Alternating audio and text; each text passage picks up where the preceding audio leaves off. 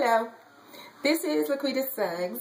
I am the CEO and president of Suggs Counseling Services. What I do is I provide grief-related therapy to people who have experienced something in life. So for me, almost everything is associated with loss. So loss is not necessarily death or dying or divorcing or something like that. Loss can be anything. You can lose an opportunity. Some people have lost their innocence because of abuse inflicted upon them within their childhood. Some people have lost their minds. Some people lose courage. Some people lose their existence of peace and their sense of identity. For me, I have lost through death. In 2007, my mother was murdered. Talk about a shock. Talk about tragedy. Talk about despair. But even though life gave me something that was really horrific, really devastating, I believe that no part of my living has been in vain. No part of my trusting God has been in vain.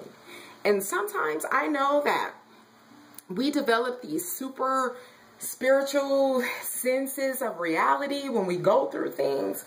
But there has been a time in my life when I questioned God, I questioned whatever, and I didn't understand.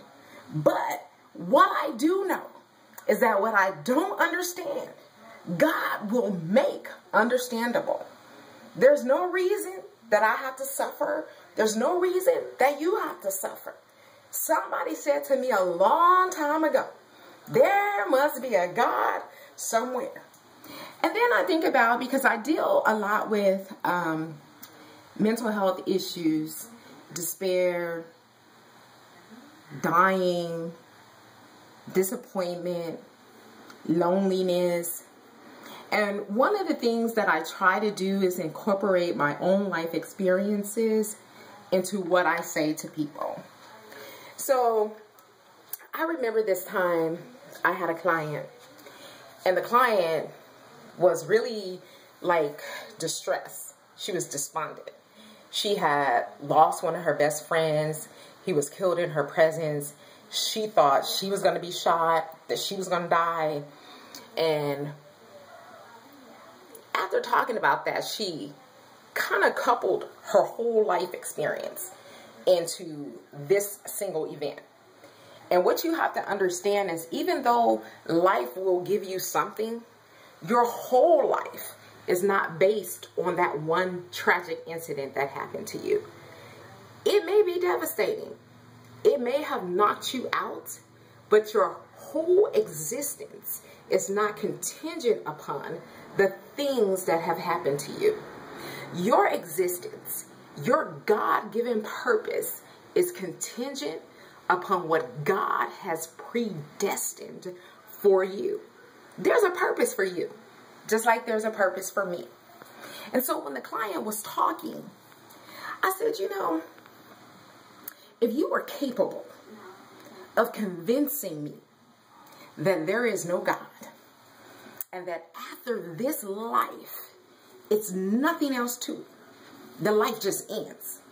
If you could really, really convince me, I would jump off the bridge today. And the client paused like, huh? So there has been times where you have thought about like not living? And I said, sure. But I haven't taken any steps to not live.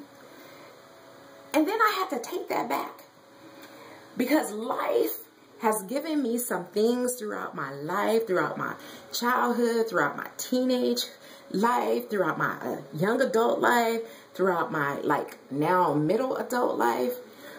And there has been times where I had stopped living. I didn't die a natural death, but I stopped living. I wasn't motivated. I didn't want to see things clearly. But I'm going to tell you one thing. Because I kept on breathing, because I kept on living, I know that life was restored. I don't know when it came. And sometimes I be wanting it to go and hurry up. And that's on the for real. But I do know that life is worth living. Do you see this in one too? Let me see. Is that a piece of cracker or what? Or is that just a space? I don't really know. But what I do know is that life will tend to do some things to you, will cause a great deal of disappointment. But if you keep on living, if you keep on trusting, if you keep holding on, if you just believe God, one day it's going to get better. It's got to.